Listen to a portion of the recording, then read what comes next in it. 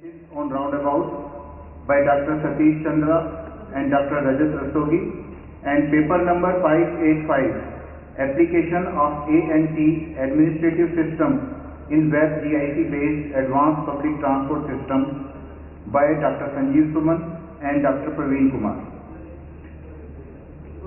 I have honor to announce that the chairman of this session is Shri Nirmalji Singh, former Director General, Road Development and Special Secretary, Ministry of Road Transport and Highways. Shri Nirmalji Singh ji has worked in the Ministry of Road Transport and Highways in various levels and became Chief Engineer in August 1998. He is an eminent traffic and transportation engineer of repute and has got more than 40 years of experience in planning, design, construction, maintenance and management of highway projects. Shri Nirmalji Singh ji is closely associated with IRC and his contribution to the profession is immense.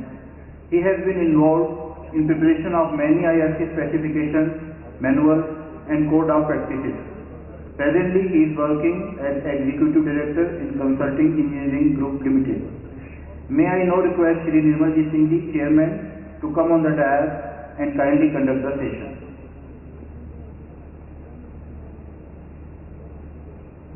Please welcome the Chairman.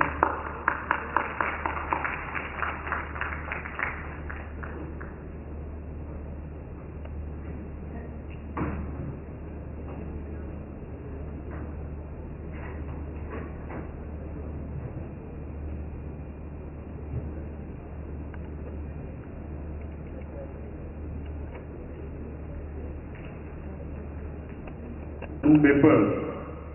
Paper number 575, Mixed Traffic Flow Analysis on Roundabout by Dr. Satish Chandra and Dr. Rajat Rastogi, and paper number 585, Application of an Administrative System in Web-based, GIS-based Advanced Public Transport System by Dr. Sanjeev Suman and Dr. Praveen Kumar.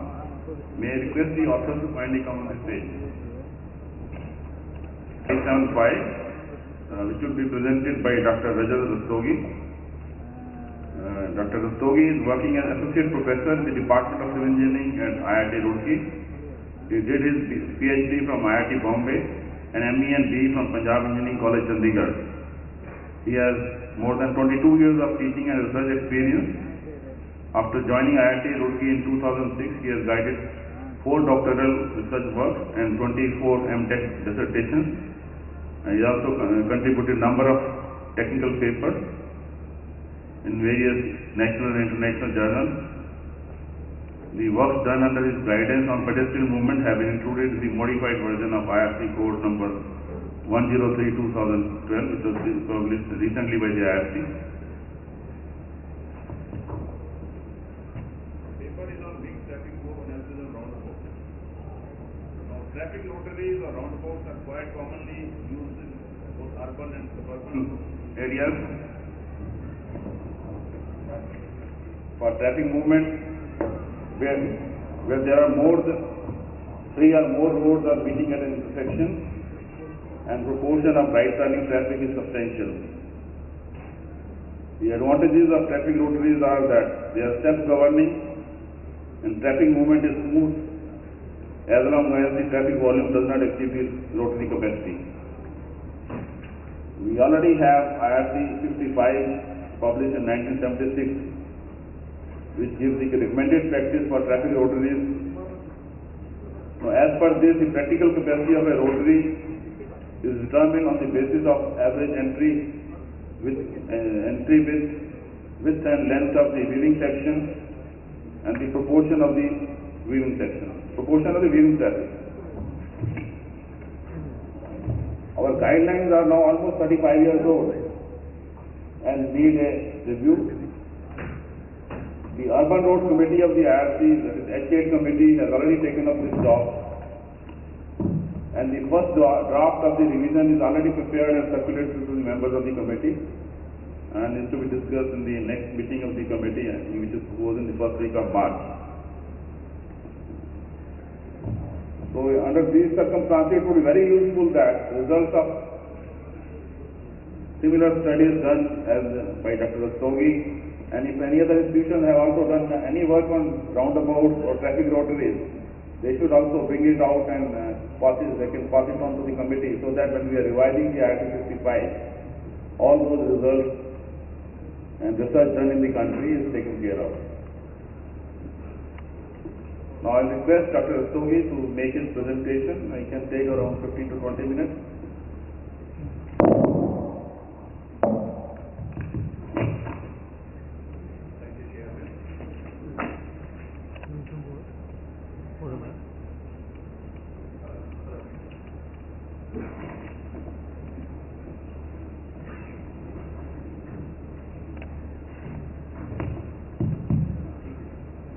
Thank you, Chairman, for introducing this subject, which is of importance. As being said, that the code which is available to us is around 35 years old, and we are in the process of redrafting that through H8 Committee of IRC. I'm also a member of H8 Committee of IRC, in which we are trying to look up at this one. So probably this work as well as the subsequent work which we are taking up at the Indian Institute of Technology, Roorkee, may help in revising that particular code. Now coming to this topic, where we are talking about the traffic flow analysis on roundabouts. First of all, I will just try to look at some of the aspects related to these roundabouts. The very first thing is that we need to provide these roundabouts at certain intersections where we may be talking about two-way stop control or all-way stop control conditions. And if you look at the total capacity with which it can handle the traffic at that location, maybe these are much better under the slow traffic conditions as compared to those. At the same time, depending on whether we are working with a left side driving or a right side driving, the type of a movement needs to be defined. But apart from this, when we are talking about roundabout, there are these three terminologies which have been widely used in global perspective, that is roundabout, rotary or traffic circle. Now we need to look at these three things. Now what we are talking about here is roundabout, which tries to slow down the traffic when it moves into the circulating area, and as our code IRC 65 also says that the speed at the entrance is going to be around 30 kilometers per hour, and that's one thing which reduces the overall flow here. And when we are doing this, the roads which have been provided with respect to the central island are radial in orientation. But when you talk about the rotary provides much faster traffic because it allows the traffic to enter in a tangential form, not in a radial form. And the third thing which is there is a traffic circle, which is the one big circle being provided to the center, and there are circulating roads, multi-lane roads, where the traffic can keep moving from one lane to the other, at the same time can keep out or as well as in, and the pedestrians also provide an access to the central island. Now if you look at this, there are these three terminologies being defined. In the top one, there is a roundabout where the roads are coming in at a radial condition, where what you found is the viewing area becomes smaller. And then the second one at the left hand side, the rotary being taken from Jacques Roussier, and this is here the tangential movement is there, and what you can see is that between these two the circulating lanes are there, and that is what allows the movement of traffic in a much faster way, inside or outside. And the third one, the traffic circle, though the figure which has been taken here is for India Gate, it's not 100% as a traffic circle, but it's very synonymous to that. That's it. I've taken that. Now when you're talking about the capacity of a roundabout, if you look at the global literature available, what you found is that they can be divided into two categories. One is the regression based, and the one is the gap acceptance based theory.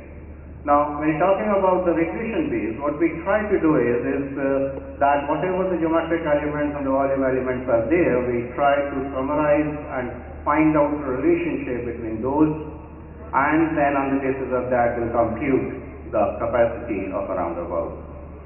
The other one in the case of a gap acceptance, because what we are doing is that when we are trying to enter, there is a circulating flow which is coming from the other side, in our conditions from our right side, and therefore we try to find out a suitable gap to move in.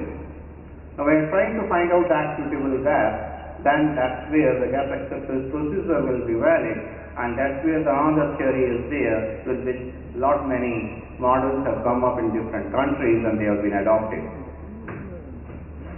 Now if you look at here, now what we have as IRC 65 is a recommended practice for traffic rotary, whereas whatever the design elements which have been taken in that relates to a roundabout.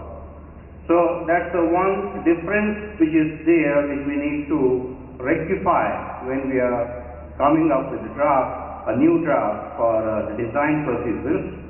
The another thing is that here the capacity is being found out on the basis of the weaving section and the flows which are coming in that weaving section. The proportionate values of those flows are being taken. When you're taking those proportionate values of flows, what you are trying to do is that you are trying to find out the conflicting traffic with respect to the overall traffic at that weaving section. So it means still here you are also trying to work with that conflicting traffic and finding out the gaps between that conflicting traffic. And that concept is not taken as such and implemented, and that's where it's more of a empirical or a regression condition. It's not an exact regression, it's an empirical condition as such. Now this is what is the diagram which summarizes what are the various design elements in the Indian model, and we are taking into consideration the entry width, we are taking into consideration the width of the weaving section, the length of the weaving section, and the proportionate values of those entry widths, average values of entry width with respect to the width of the weaving section, or the width of the weaving section with respect to the length of the weaving section, and so on. That's another model, the model being used in UK, where it is trying to work with respect to the capacity of an entry. It's not talking in terms of a capacity of a roundabout. Now whatever you will found, now the rest of the models which I'm going to show, which have been implemented in different countries, they mainly talk about the entry capacity than the circulating capacity, because the circulating capacity on the basis of that entry capacity can always be estimated. Now in this case, the UK model, as you can see, is dependent on the circulating flow, that is QT, and there are certain factors which needs to be computed on the basis of various design elements again, and those design elements, as can be seen here, are the adjustment factor for the entry, the effective flare length, the entry angle, and so on. Then if you look at the Swiss model here, the entry capacity of a roundabout is again dependent, this is again being found out on the basis of the circulating flow, as well as here the one other type of flow which they are considering, which in all other models is not. There is the exiting flow, the flow which exits from the road, from the roundabout. That's the one specific feature of the Swiss model. Now, when they are taking this particular value, what they are trying to find out are certain attributes, basically the parameters like alpha or gamma or beta, where in the case of gamma, which is trying to reduce the effect of the circulating flow, as you can see, on the basis of the single or a double or a triple circulating lane. And similarly, there is a factor beta, which is ranging from 0.9 to 2.1 depending on the entry lanes, and this beta is going to increase the overall entry width. As you can see, it's a multiplicative factor in the formula being taken at the top. Now here, this value of B, which is being defined, is being taken as a point of merging or diverging traffic, and that is how it is being defined here in this diagram. Similarly, there is a US model.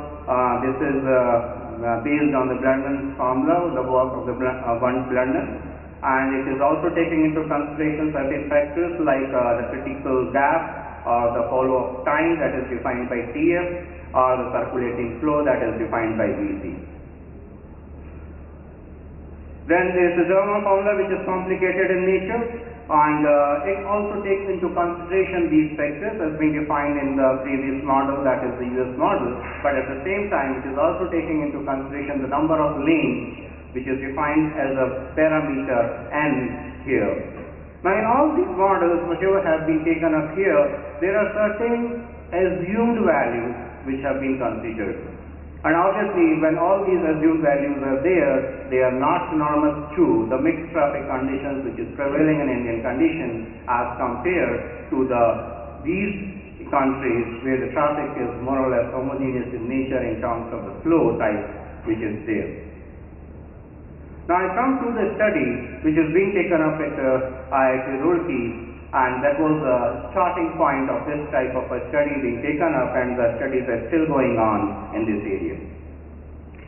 Now this study had the main objective to find out, to check whether any of these models which I have already defined here can be applied directly, and if not, then what can be done. So how we can find out the entry capacity of a roundabout, on the basis of that, the overall capacity of a roundabout. The study area has been from Chandigarh, and Chandigarh, as you know, the city beautiful, has a number of roundabouts, and it was because it was quite near to us, it was feasible for us to collect the data at that location, and that's how we have gone to that. Now those locations have been marked in this one, but I am not going to that. What I have tried to show is the various features which have been there, the design features, the rotaries, the roundabouts which have been considered. They are varying in a central diameter of 45 meters to roughly 90 meters. As you will see, they have taken 4 locations here, and the entry width, they have been 2-lane or a 3-lane entry width, or the combinations of these are there. This is location 2 with a 50 meters diameter and entry width ranging from 11.5 to 12. And this is the third one, 95 meters, and you can see that the entry width goes to even 14 meters, and the fourth one where again it reduces in diameter to 50, but the entry width still remains as 14 meters. But then at the same time in this paper I will just remind you that we are not concentrating on the effects of these parameters on the capacity. Okay, that's another thing which is going on, and it's the next thing to be discussed. Now here, the two types of data were there, the inventory data and the volume data, and this is the comparative assessment of the inventory data of these 4 roundabouts, where the circulating road weights, entry road weights, exit weights, etc. have been shown.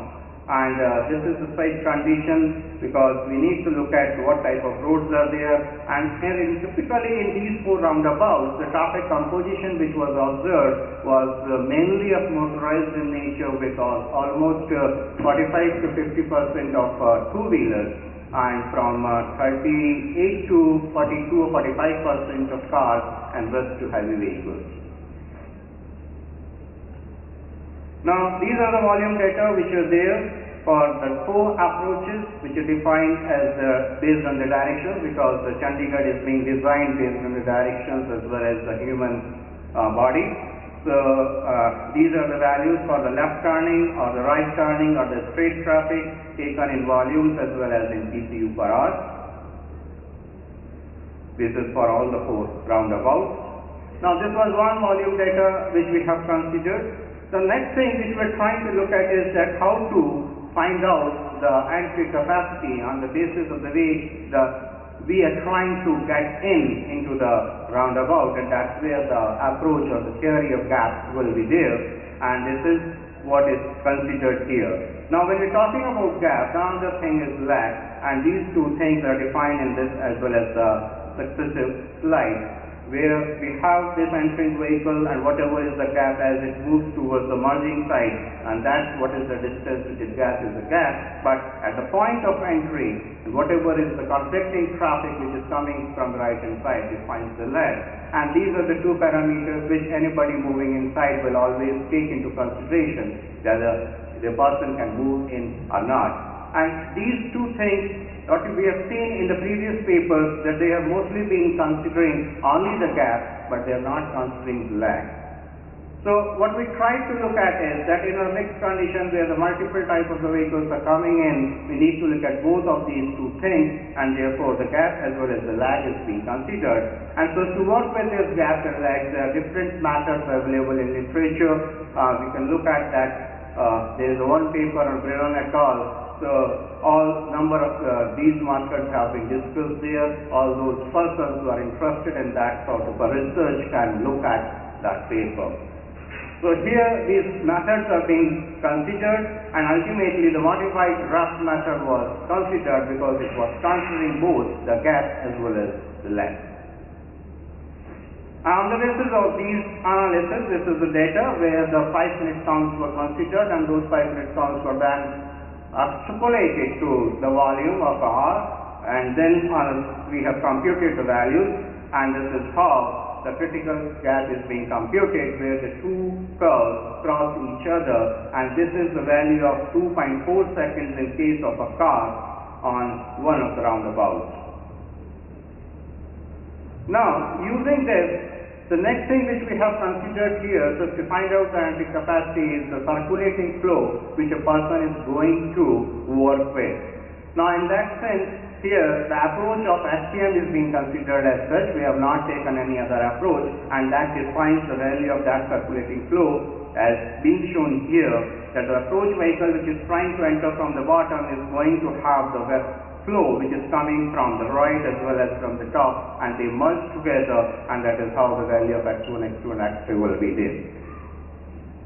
Now, when these critical gaps and the circulating flows have been compared, what we found is that this is going to reduce as the circulating flow increases. So that's the one behavior which we have examined. Now the next thing is that now on the basis of the values which are available to us, we try to compare all the models which are available globally, and on the basis of those global models we have computed here. Now mind it that in the case of the last column where IRC method is being defined, it is not talking of entry capacity, it is talking of the capacity of a most critical weaving section. Now we come to the entry capacity estimation which we have proposed here, that how we can do that based on the entry volume as well as the circulating flow which we have found out. And here the values for 5-minute interval and all those are being shown, and they have been plotted. Now, when we are taking this entry capacity or entry flow with respect to the circulating flow, there can be a condition where what you found is the most of the traffic in the most capacity condition will accumulate at one location, but then that was not happening in this case, specifically in this roundabout, where you cannot find that these peaks are coming, or the peak you have the multiple data. There is some shift because of some resolution effect. That's why that computation or the tangential values as well as the graph has shifted towards the left in this one. So just shift that one with respect to the data. What you will found is where the peak is being found out by finding out the tangents on the two sides, and that particular value is taken as the entry capacity with respect to a certain condition of a circulating flow. And then this is being correlated with each other, and what we found is, again, it's more or less linear in nature, and therefore it can be defined by this equation, that is 2860 minus 0.6187 QC. So that's the relationship which we have come up, and on the basis of that relationship, then we computed the entry capacity subjective to, like if I'm trying to enter from the right hand side, then I'm going to encounter the traffic from the rest of the 3 lakhs, and on the basis of those 3 lakh traffic, the entry capacity will come. And the same will happen when I'm trying to enter from the left hand side, and then the rest of the street will create some condition of traffic and will give me the entry capacity for that particular site. And on the basis of that, a highest value, a highest possibility which can be there in any of the entry capacity is summarized in the last column here. Now the comparison has been made here, and what you can see is that the first column which defines the present Indian model, which is talking about the weaving section, and whereas the last column is defining the proposed model which we have found out where we have a linear relationship between the two. Now when you make a comparison across the available models being considered here, what we found is that in two of the conditions, that is when the roundabout has a central island of 45 or 50 meters, that is 1 and 2, and the entry width has been around 7.5 or 7.8 meters and 12 meters. The two models, that is German as well as the proposed model, are very near to each other, but when the entry widths are increasing, then they are deviating from each other. But rest of the conditions, like if you talk about the US model, there's very low values, maybe because it's not being able to consider that heterogeneity which is there, or UK model or Swiss model, again they are not comparing with our conditions. So in that sense, in some of the conditions, the German model looks applicable, but still, when we try to analyze it on the basis of the geometry, we try to analyze on the basis of the entry width, etc., maybe we need to rework with respect to the German model, which is also considering certain assumed values, because this may be the effect of that also. And this is a comparison of those capacities being shown here. Now coming to the conclusion, there are various models which are available, but then they are more related to the uniform flows. The critical gaps which we try to identify on the basis of different models available, the modified method looks more suitable to our conditions because it considers both gap as well as length. Then this critical gap is also going to be dependent on the circulating flow, and it reduces as the circulating flow increases. The capacity equations which are being given in our code needs to be redefined in this direction, because it is talking in terms of certain values, certain ranges, and it's not talking about the entry, it's talking about the leading section in between, and we have to change from the roundabouts to roadways in the traffic circles, then we also need to rethink in that direction. And the entry capacity model used in UK is based on the complete geometry parameters, whereas if you talk about the US models, it is taking into consideration the critical gap, and German capacity model tries to take both of the things together, and but it still needs to be revalidated for our conditions, and therefore we have to work for that. So what we recommend here is that a simple method is already being proposed, which can at the moment can be utilized to find out the entry capacity. And the present study but does not consider the effect of diameter of central island, shape, number of entry lanes, etc. And the further study we are taking up in this direction. The students are working on this area, and maybe we will be able to come up with certain more things so as to be available to the practicing engineers as such. Thank you. Thank you, Dr. Rastogi. We'll take up the question answer after the second presentation. The second presentation is on application of an administrative system in web GIS based advanced public transport system. The authors are Dr. Sanjeev Suman, who is working as assistant professor in civil engineering, Department of DV Pant, University of Agriculture and Technology, Pantnagar. He has contributed several papers in Indian and foreign journals. The other author is Dr. Praveen Kumar. He is professor in civil engineering, currently working at IRC Roorkee. Earlier he has also worked in CRI for about 6 years. He has also published more than 250 research papers. He is also recipient of the Pandit Jawaharlal Nehru Centenary Award in 2000. He is also coordinator of Principal Technical Agency and State Technical Agency for Pradhan Mantri Gram Sadak Yojana. I think they will be covering the presentation in two parts. First, Dr. Sanjeev Sharma. Okay. Dr. Praveen Kumar will start the introduction. Good afternoon. I am Professor Praveen Kumar, and Chairman sir, we will be presenting the paper in two parts. First part I will take, and second part will be presented by Dr. Sanjeev Suman. And if the time permits, and if you want, we can show the program also running here itself. This work is basically a PhD work done by Dr. Sanjeev Suman under my guidance at IIT Roorkee. So Let us start the introduction part. That is, mobility is essential for any type of meaningful involvement in our modern society. Without mobility, an individual's chances for participation in this country's socio-economic system are severely limited. For low-income group especially, this public transportation system is very important, on which we have been concentrating.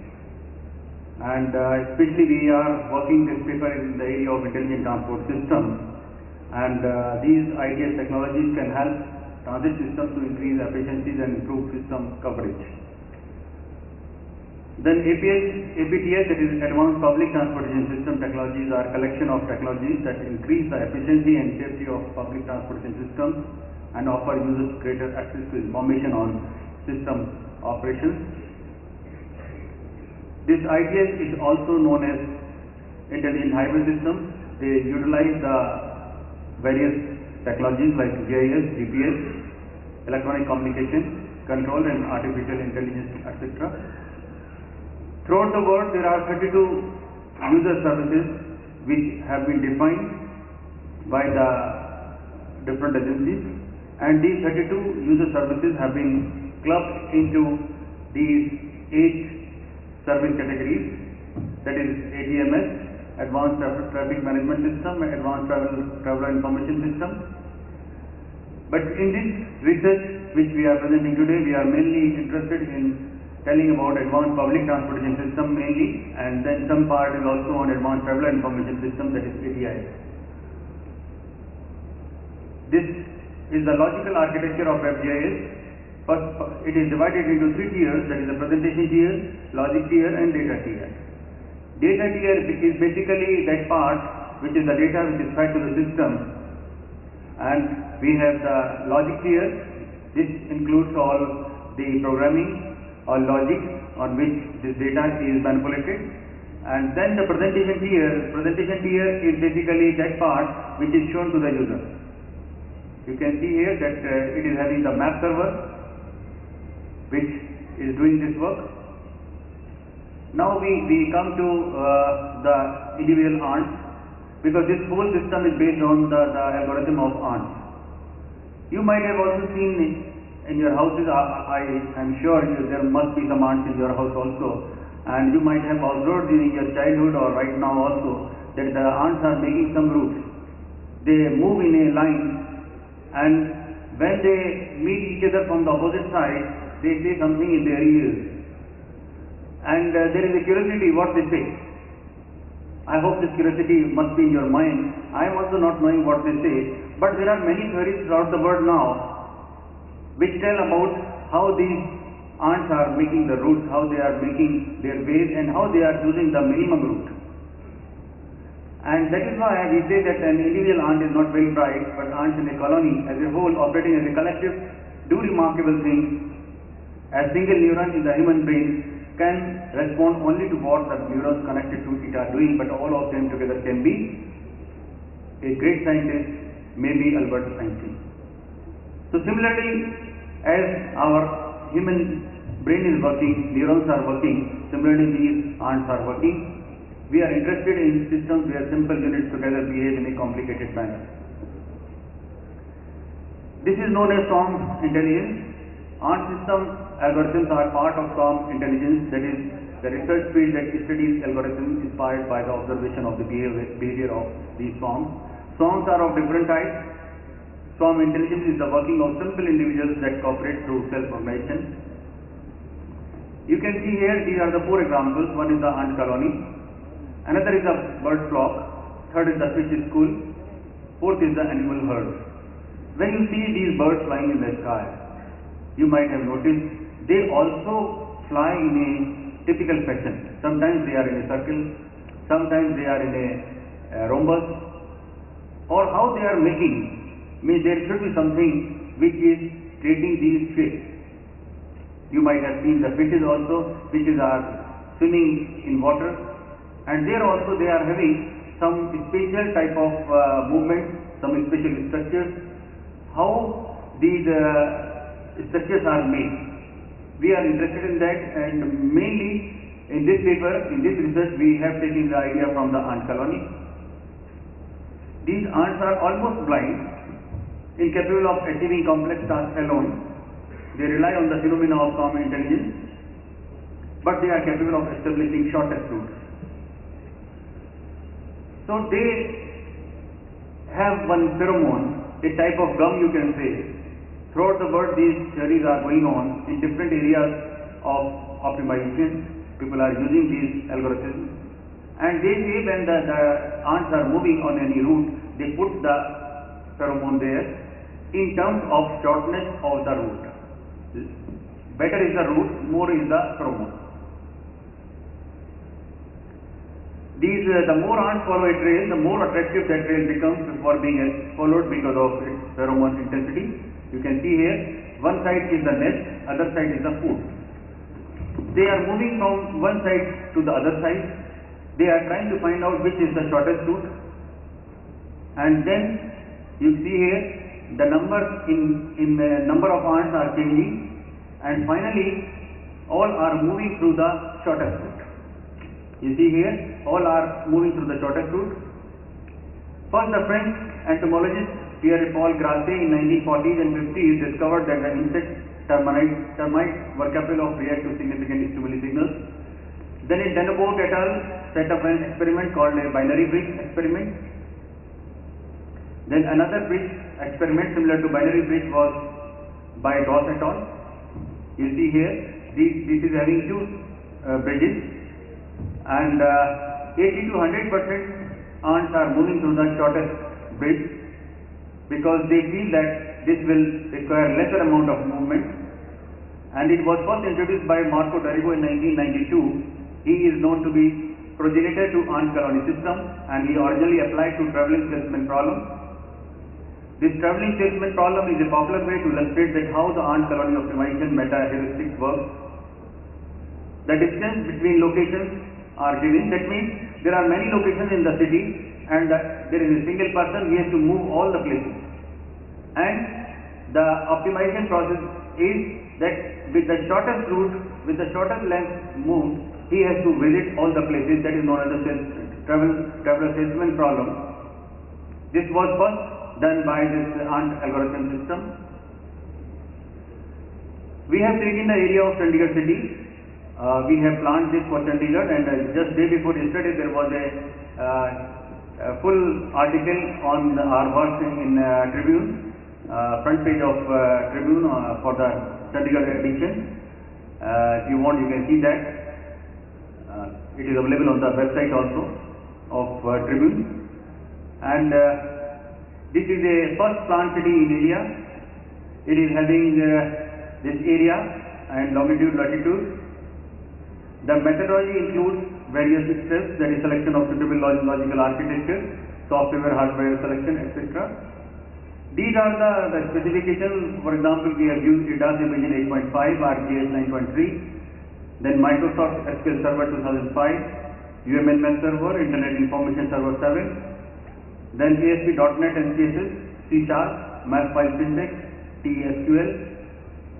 For the presentation here, we have used Mozilla Firefox version 3.5.5, Microsoft Windows 7. Then these are other specifications.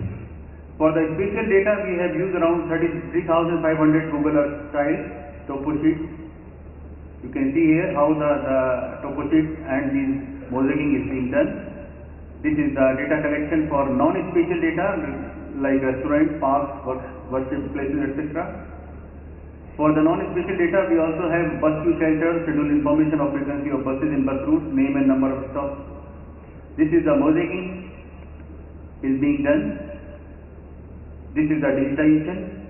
Every aspect is being digitized in different layers. This is the bus system. You can see here that GPS is fitted in the bus. The conductor is issuing the ticket, and based on that, he is sending the information through information technology to the traffic management center that how to use this ticket system, how many seats are available there. Because our aim is to smoothening the system so that buses are neither moving overloaded nor empty. This is the GPS integration. These are the things we have used. And then the ticketing system which we have used, and I am requesting Dr. Sanjeev Suman to continue this.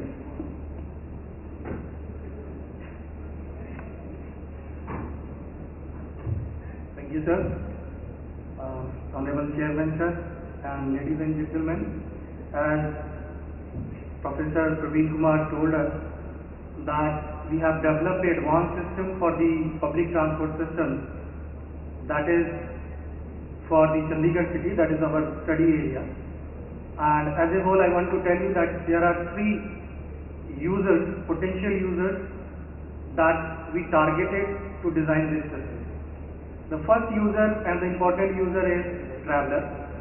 Traveler always need a better information prior to start of its journey. So our target was that the system should act in such a way that the information should be provided to the users, or basically the travelers, in more efficient manner, or that is the you can say the spatial information can be given to the users. That can be done either by the GIS software, but it is very costly. So we developed the web GIS, that is the GIS on the website. So it is available through the web, you can say the online. The second user is the operator inside the bus. The operator inside the bus are basically generating two types of data that we don't know. First important data is the origin and destination data that can be used in many types. Let us say in a running time or real time, you can at least tell if the number of tickets issued is known to a certain database, then you can say that what is the vacant seat at T time in a particular bus. So that information can be sent to the traveler before his journey. The third is the traffic management officials, because the traffic management officials are the responsible of making or operating the system in an efficient way. So all these information that comes are used by the traffic management officials as well as the travelers. So as you can see that there is a ticketing system.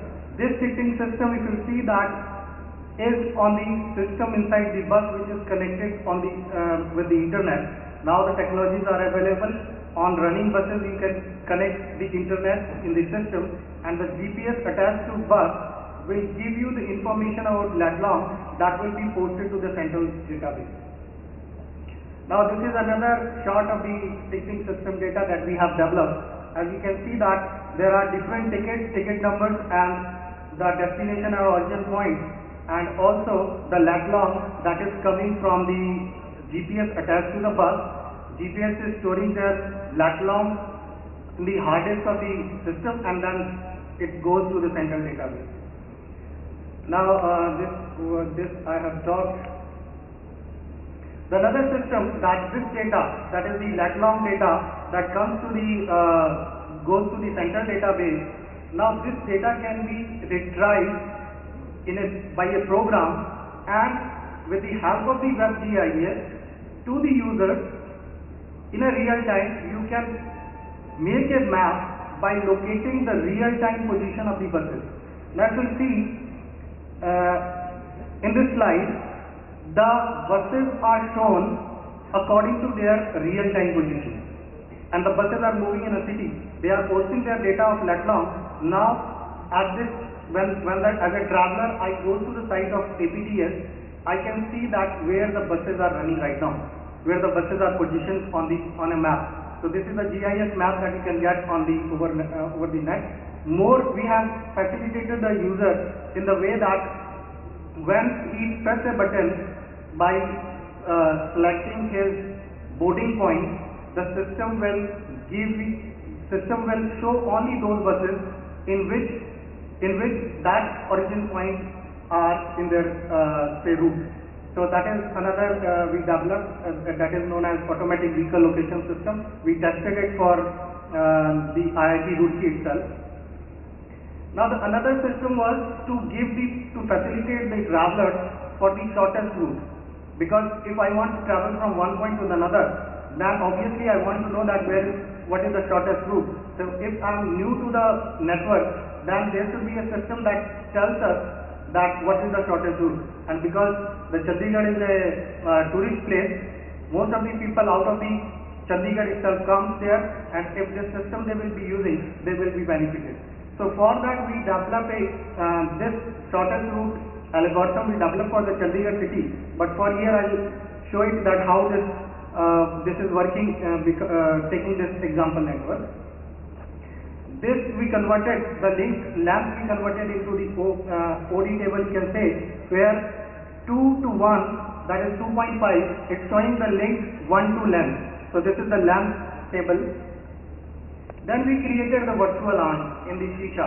The virtual ants are basically to use the ant algorithm so that those virtual ants can be placed at a certain origin point, and then they are dictated to go to the destination point so that they can travel a minimum path.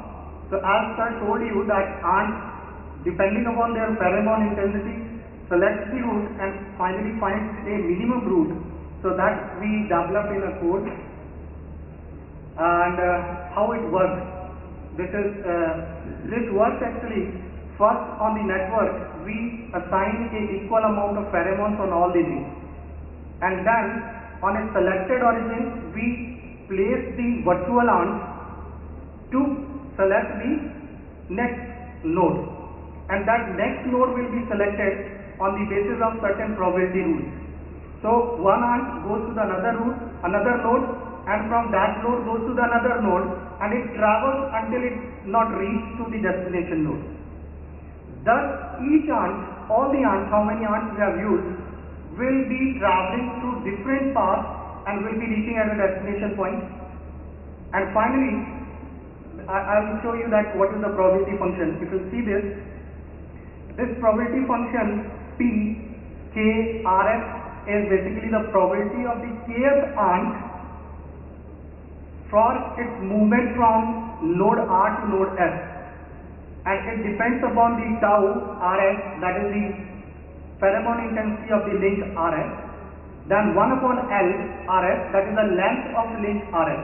So it is inversely proportional to the link length.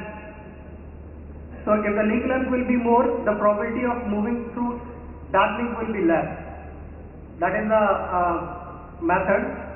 Then if all the ants goes to the destination point, then we calculate that what is the trip length the ant 1 taken, what is the trip length of ant 2nd has taken.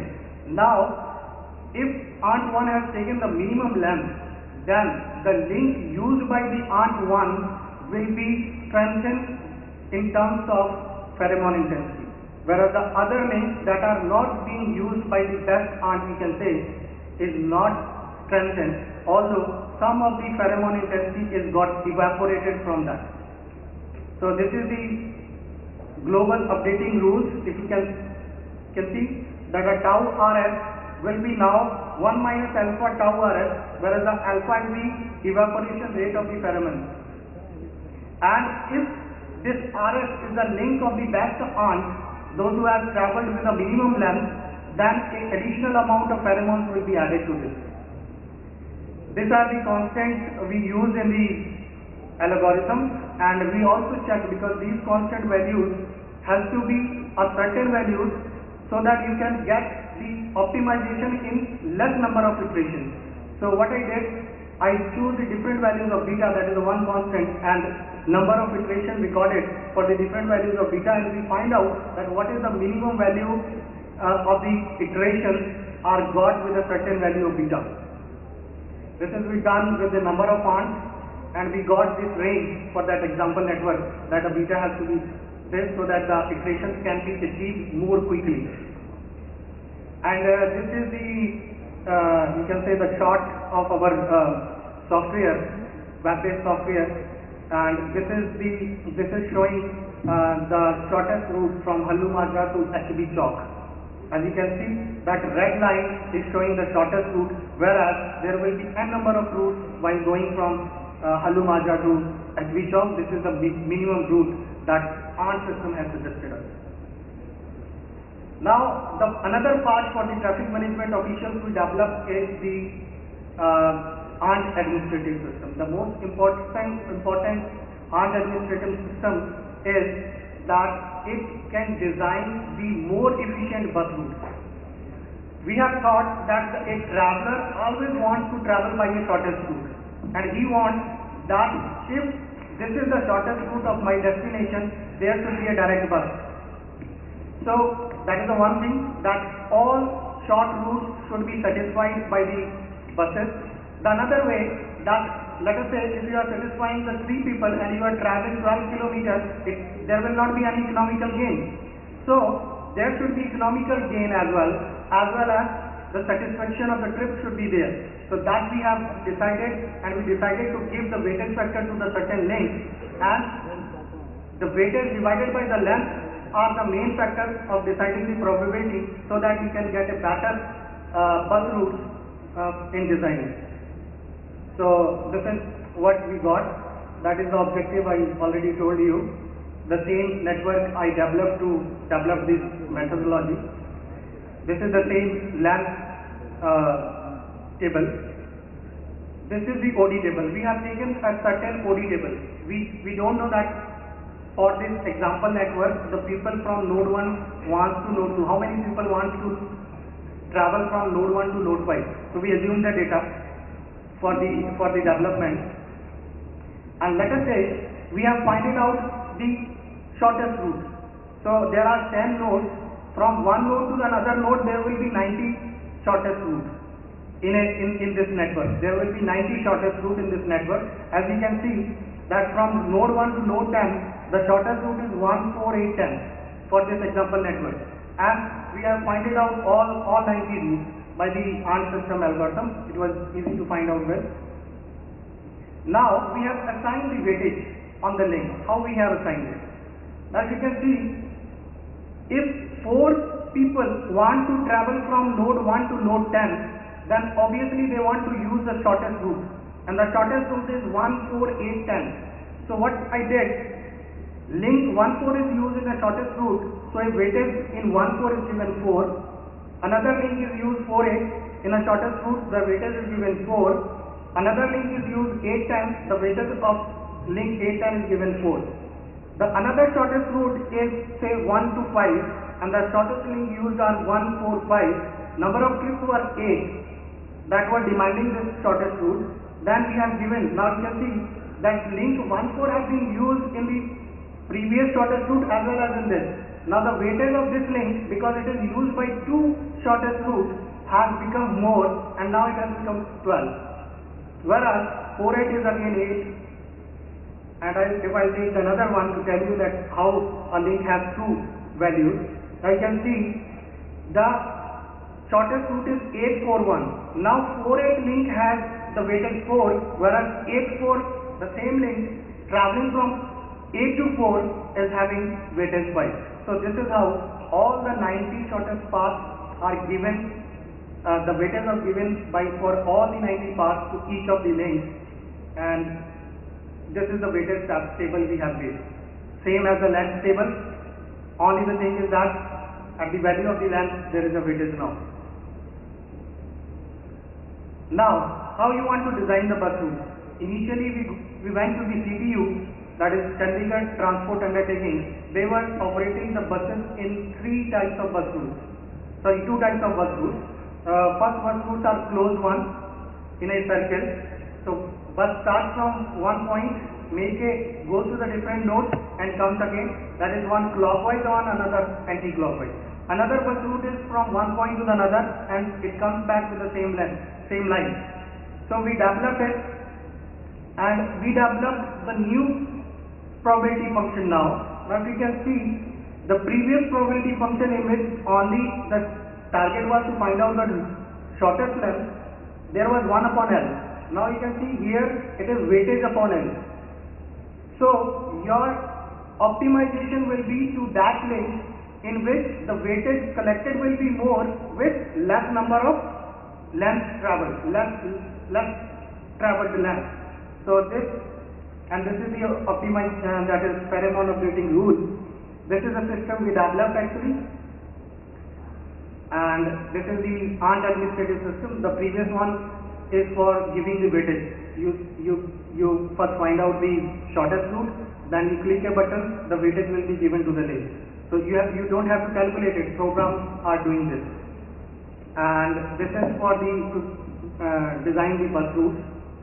And now, let us say if there is a bus depot at node number 1, and if you want to design a circular route, so there will be either there will be a route having 4 nodes, there will be n nodes, or there will be 5 nodes. So now if you can see, we have designed the bus route 1, 4, 2, 1, and 37 were the trips that were satisfied by their shortest route when these routes were opted. And the trip served per unit length was 3.394. So again, the same bus route, that is from 1 starting and going clockwise, we designed it with the help of the code, and this was the route in which the trip served per unit of bus length was more. And if you can see, the trip served by this bus route was more than the previous one. It is 85 and it is accepted. When it is accepted, and if you press the accept button, the weightage caused by these 85 trips will be removed from the table, so that you can design another one. So this is how the bus routes are designed. So for this example network, actually we designed the 4 closed type of bus routes. We designed 2 direct bus routes, that is from one point to another and comes back. And after designing these 6 bus routes, we have seen that there are some amount of trips still remaining, that they are not having their direct bus routes by their shortest route. So in that way, we have shifted the depot from 1 to 4, so that at least one bus will run from 4. And again we developed a direct, a closed bus route emitting from 4, and this is what we got. 75.22% trips, that is from total 577 trips, 434 trips are satisfied by their shortest route. It means the 75% trips are now have the facility that they can travel by their shortest path, and the bus is available. 77.78 shortest route, that is 70 short routes from 90 possible short routes are being satisfied. 434 trips will be served by total running bus length of 125.7 units with a ratio of 3.453 trips per unit length. All the remaining 143 trips can be travelled by the shortest route by changing the bus. The remaining trips, those are not travelled by the shortest route, although they have the bus service, but they have to change their buses while going from there following their shortest route. So it means that for all the trips, direct bus routes is available. 434 trips it is available, and 143 it is not from their shortest path, but the buses are available. So we come to the conclusion. The logical architecture selected based on the 3-tier system design found suitable for providing GIS capability to the user over internet. System based on web GIS architecture have capabilities for spatial and non-spatial data analysis, network design, and information designation. The system architecture offers a standard way to access the developed GIS data over World Wide Web without requiring expensive GIS software installation on the client's computer for accessing GIS functionality. The system is designed to integrate a wireless GPS for the assessment of vehicle location data of the running bus. The system developed with an open source software. We have used open source software, the web GIS. It is free on the internet, so there is no additional cost. The system developed with an open source software found suitable for organizations that have limited financial budgets for spatial data sharing, especially in developing countries. The ARC system algorithms have been used and found suitable for the purpose of network analysis and design. Further, the methodology provides the capability to present the ARC algorithm results over the GIS spatial data and subsequently disseminating them to authorized public transport officials over the internet. Methodology for providing dynamic data such as the bus position data or available seat data inside a particular bus have been developed for the selected study area. Methodology illustrates the development of a complete form of public transport system with the use of advanced technologies and open source software and integrating OSS, that is open source software web service based application to build spatial information system, which is a compromising economical alternative to the solution based on commercial software products, especially in developing country like India. The application of the system for the Chandigarh city and development and testing of automatic vehicle location systems prototypes for IIT Roorkee validate the methodology. Thank you. That's all. Thank you. Thank you, Dr. Sanjeev. Now we can take up few questions or anybody has any comments or observations on the presentation. Of course, we have already received few written queries that we are asking the authors to reply. Dr. Morgan, he has raised some queries on both the authors. If you want, in 1 or 2 minutes, you can tell your main observation.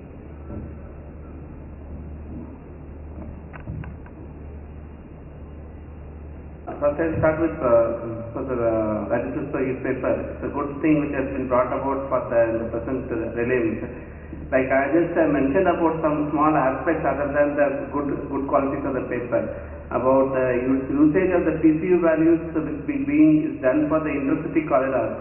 So perhaps we could have used it is used for urban corridor. We could have used the IRC 106 for the PCU for comparison purpose.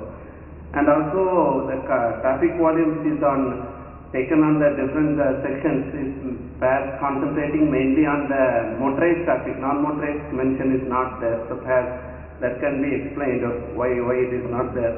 And also the roundabout is one concept which we are seeing in the Indian context is slowly going off our conditions because it's getting replaced with the signalized things. So what is the take on the particular aspect authors can tell?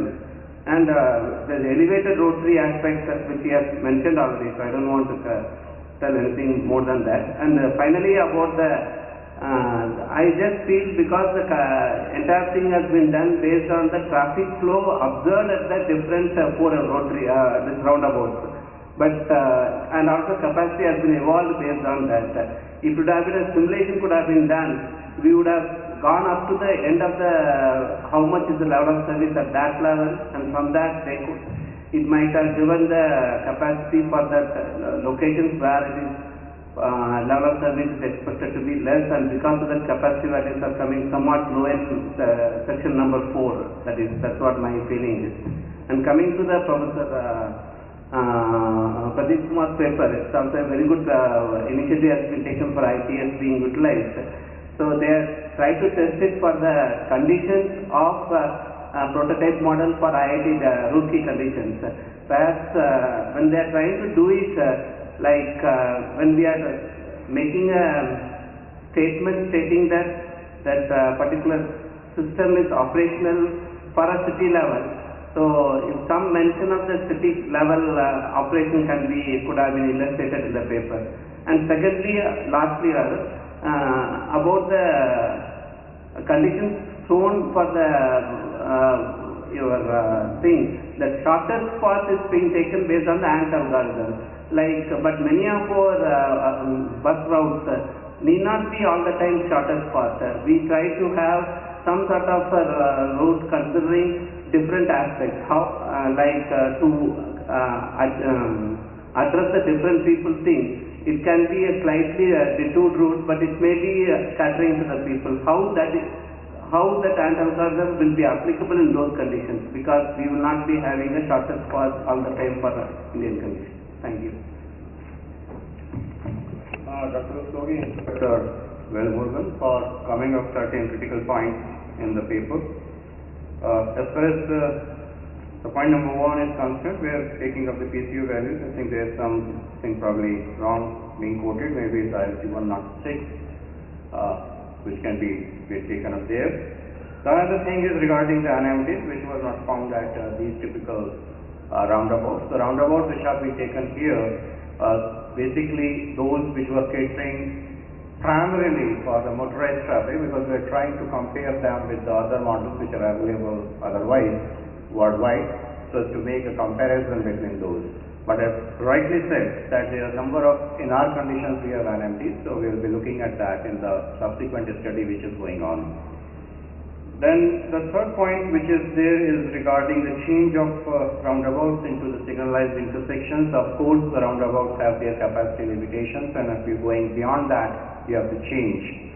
But then there are possibilities where that type of a heavy traffic can also be controlled, not only by providing a large island roundabout rather than a small roundabout, okay, which can be utilized in the form of maybe a small change in the elevation of that particular roundabout, or typical physical roundabouts being provided. Today, as well as tomorrow, yesterday also, I saw in Coimbatore also, when you're going towards railway station, they have 3 islands and they utilize those 3 islands for the crossing as well as the diverging traffic. That can be one good example here. Then the other point is related to the elevatory rotary. As I said, that roundabout, rotaries and traffic circles are the 3 different concepts. And we can utilize the roundabout with the rotary for providing through traffic which can move at a faster rate, because rotary usually tries to increase the speed as compared to the roundabout which tries to reduce it. So that combination can always be worked. And the other thing is that we're trying to talk about the LOS. We have not reached to that level at the moment where we can define and comment that what can be an LOS for these conditions. But hopefully, maybe in 2 years or so, we'll be able to come to that level where we will be commenting on this. Because one study at a PhD level is already going on, and we'll try to incorporate this point in that. And lastly, you have said that we can try to simulate those conditions to come up with a capacity. Here the capacity of this intersection, when we're talking on the basis of the entry capacity, is nothing but the entry capacity plus the flow which approaches from the 3 other directions. Okay, when you take all these 3 plus the entry capacity from one side, that will give you the capacity of that particular roundabout. And then that has to be done from all the 4 sides subjective to the conditions. Okay, so that is not being pointed out in this particular paper. So you rightly said that the simulation can be the other step where we can verify that. Okay. The other comment which has come is from Mr. M.V. Patel from Government of Maharashtra, where he is asked that how the entry capacity is being correlated to the actual count. So in this case, the entry capacity, as I said, is being computed on the basis of the circulating flow.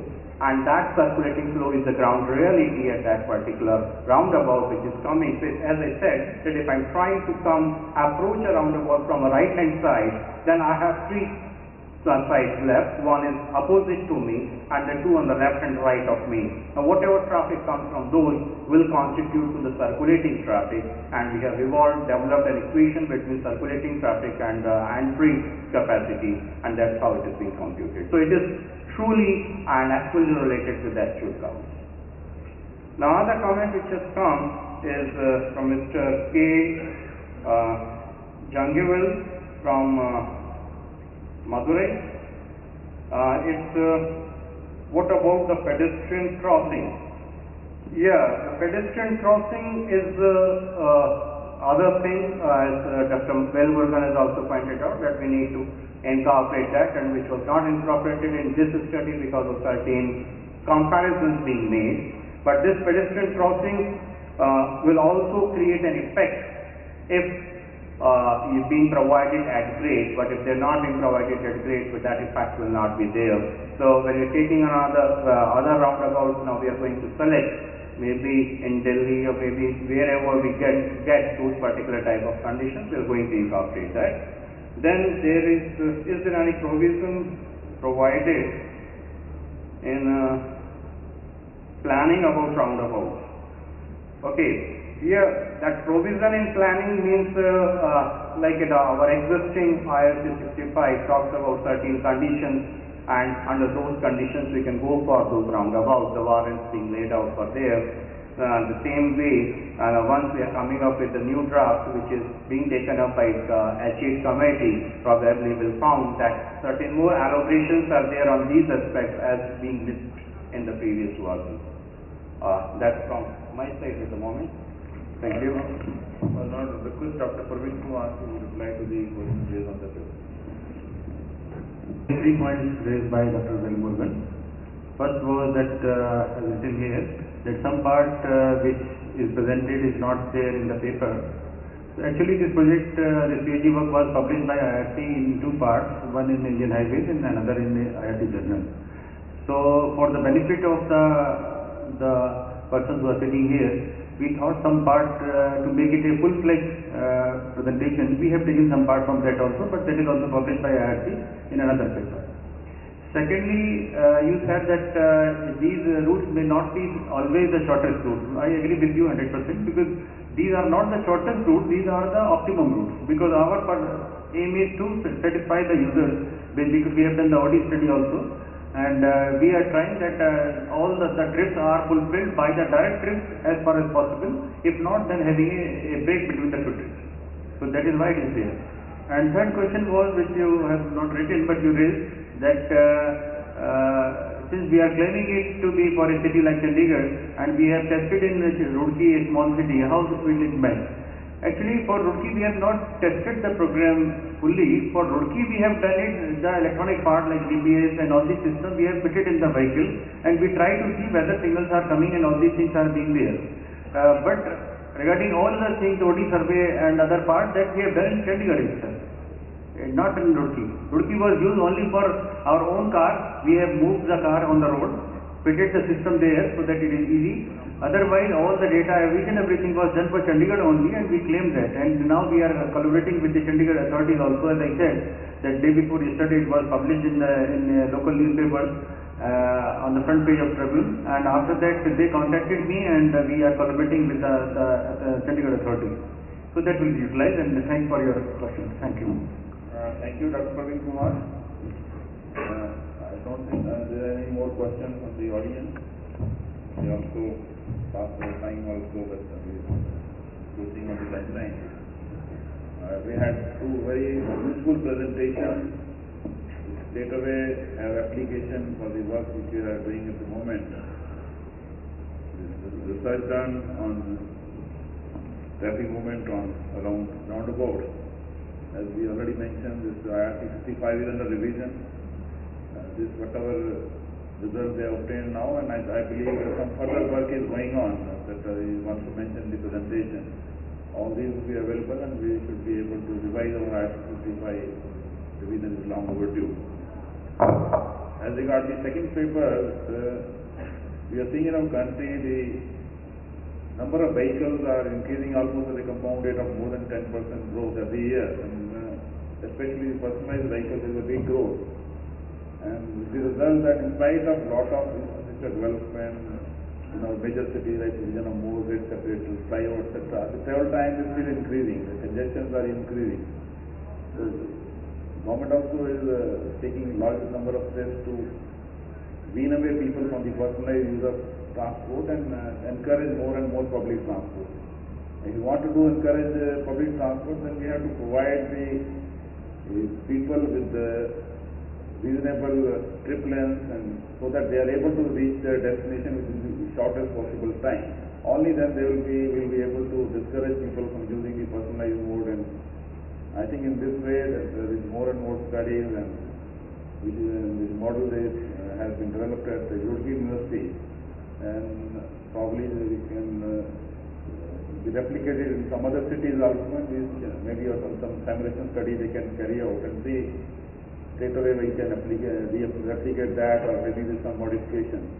So I think both the papers are very good research publications which will help us in moving forward in traffic and transportation.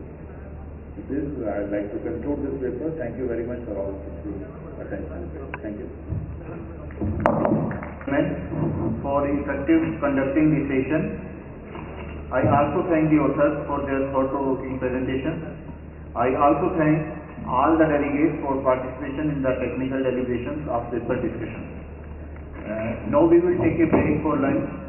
After the lunch at 2:15, we will reassemble here for technical presentation. Thank you very much.